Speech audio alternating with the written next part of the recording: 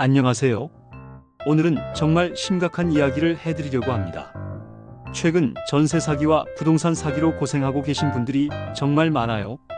특히 우리 같은 50대 이상 분들이 노후 준비를 하시다가 한순간에 평생 모은 재산을 잃는 경우가 급증하고 있습니다. 그런데 놀라운 사실이 하나 있어요. 부처님께서는 이미 2500년 전에 이런 상황들을 정확히 예견하시고 우리에게 경고의 메시지를 남겨주셨다는 것입니다. 오늘은 불교의 지혜를 통해서 어떻게 이런 사기들로부터 우리 자신을 보호할 수 있는지 말씀드리겠습니다. 먼저 부처님께서 말씀하신 인간의 세 가지 독, 탐진치에 대해 알아보겠습니다. 탐욕, 분노, 무지, 이 세 가지가 바로 우리를 사기의 함정으로 이끄는 주범들이에요. 첫 번째 탐욕의 함정부터 보겠습니다. 전세 사기를 당한 분들의 사례를 보면 90% 이상이 시세보다 너무 좋은 조건에 혹해서 당했다고 해요. 보통 시세가 5억인 집을 전세 4억에 준다고 하면 어떤 생각이 드세요? 아, 정말 좋은 기회다. 빨리 잡아야겠다는 생각이 들죠. 그런데 부처님께서는 이미 경고하셨어요. 탐욕이 일어나는 순간 우리의 판단력이 흐려진다고요. 너무 좋은 조건을 만나면 의심부터 해야 합니다. 왜 이 집주인은 시세보다 낮게 전세를 놓으려고 할까? 혹시 이 집에 문제가 있는 건 아닐까? 이런 의문을 가져야 해요. 실제로 제가 아는 분 중에 한 분이 계세요. 강남에 있는 아파트를 시세보다 1억 저렴하게 전세로 구한다고 좋아하시더라고요. 그런데 나중에 알고 보니 그 집이 이미 다른 사람에게 이중으로 전세가 나가 있었던 거예요. 결국 3억을 날리고 지금도 법정 다툼 중이시죠. 부처님께서는 탐욕이 일어날 때 한번 멈춰서 깊게 생각해 보라고 하셨어요. 이것이 바로 염불수행의 핵심입니다. 마음이 흔들릴 때 나무 아미타불을 외우면서 마음을 가라앉히는 거죠. 그러면 탐욕에 사로잡힌 마음이 차분해지고 올바른 판단을 할 수 있게 됩니다. 두 번째는 분노의 함정입니다. 사기꾼들은 보통 우리를 재촉해요. 지금 결정하지 않으면 다른 사람에게 넘어간다. 오늘까지만 이 조건이다. 이런 식으로 말이죠. 그러면 우리는 초조해지고 조급해집니다. 이것이 바로 분노의 한 형태예요. 부처님께서는 조급함과 초조함도 분노의 일종이라고 하셨어요. 마음이 평정을 잃고 흔들리는 상태 말이죠. 이럴 때는 절대로 중요한 결정을 내리면 안 됩니다. 제가 아는 또 다른 분은 중개업자가 오늘 밤 12시까지만 이 조건이 유효하다고 재촉해서 급하게 계약했다가 나중에 보니 사기였던 경우가 있어요. 진짜 좋은 매물이라면 하루 이틀 기다려주지 못할 이유가 없거든요. 부처님께서는 이럴 때 명상을 하라고 하셨어요. 호흡을 깊게 하면서 마음을 고요하게 만드는 거죠. 그러면 급한 마음이 가라앉고 차분하게 상황을 판단할 수 있게 됩니다. 세 번째는 무지의 함정입니다. 이게 가장 무서워요. 모르면 당할 수밖에 없거든요. 부동산 거래에서 반드시 확인해야 할 서류들이 있어요. 등기부등본, 건축물 대장, 집주인 신분증, 인감증명서 등등. 그런데 많은 분들이 이런 걸 확인하는 게 귀찮다고 생각하세요. 이것이 바로 무지의 독이에요. 모르는 것도 죄이지만 알려고 하지 않는 것은 더 큰 죄입니다. 부처님께서는 지혜를 구하라고 하셨어요. 모르는 것은 부끄러운 게 아니에요. 모르면서도 배우려고 하지 않는 것이 부끄러운 거죠. 등기부등본을 보는 법을 모르시면 중개사에게 자세히 설명을 들으세요. 이 집이 진짜 집주인 소유가 맞는지, 대출이 얼마나 있는지, 다른 전세 계약자는 없는지 꼼꼼히 확인해야 해요.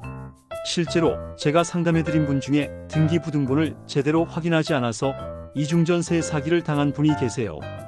나중에 보니 그 집에 이미 선순위 전세권자가 있었던 거예요. 만약 집주인이 돈을 갚지 못하면 선순위가 먼저 변제받고 후순위는 받지 못할 수도 있어요. 이제 구체적인 예방법들을 알려드릴게요. 첫 번째는 반드시 공인중개사를 통해서 거래하세요. 수수료가 아깝다고 개인 거래를 하다가 당하는 경우가 정말 많아요. 중개 수수료 몇십만 원을 아끼려다가 몇 억을 잃는 건 정말 어리석은 일이죠. 두 번째는 전세보증보험에 반드시 가입하세요. HUG나 SGI 서울보증에서 나온 상품들이에요. 보험료가 좀 들어가더라도 혹시 모를 상황에 대비하는 거죠. 부처님께서도 미래를 준비하는 지혜의 중요성을 강조하셨어요. 세 번째는 집주인의 재정 상태를 확인하세요. 다른 부채는 얼마나 있는지, 다른 전세 계약자는 없는지 꼼꼼히 살펴봐야 해요. 만약 집주인이 이런 정보 공개를 거부한다면 그 거래는 포기하는 게 좋습니다. 네 번째는 계약서를 꼼꼼히 검토하세요. 특히 특약사항을 자세히 보세요. 이상한 조건이 들어가 있지는 않은지, 우리에게 불리한 내용은 없는지 확인해야 해요. 다섯 번째는 입금 전에 한 번 더 확인하세요. 계약금을 입금하기 전에 모든 서류를 다시 한번 점검하고 의심스러운 부분이 있으면 주변 전문가에게 상담을 받으세요. 그런데 여기서 중요한 건 마음가짐이에요. 부처님께서는 의심이 일어나는 것 자체가 지혜의 시작이라고 하셨어요.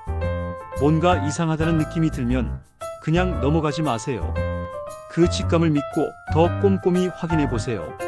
많은 분들이 상대방에게 신뢰가 될까봐 자세히 묻지 못한다고 하세요. 그런데 생각해 보세요. 몇억 원을 맡기는데 꼼꼼히 확인하는 게 신뢰인가요?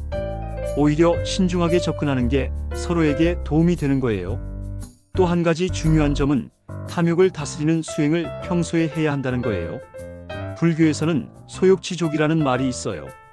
욕심을 적게 가지고 만족할 줄 알라는 뜻이죠. 평소에 이런 마음을 기르면 좋은 조건에 현혹되지 않고 냉정하게 판단할 수 있어요. 명상이나 염불도 큰 도움이 됩니다.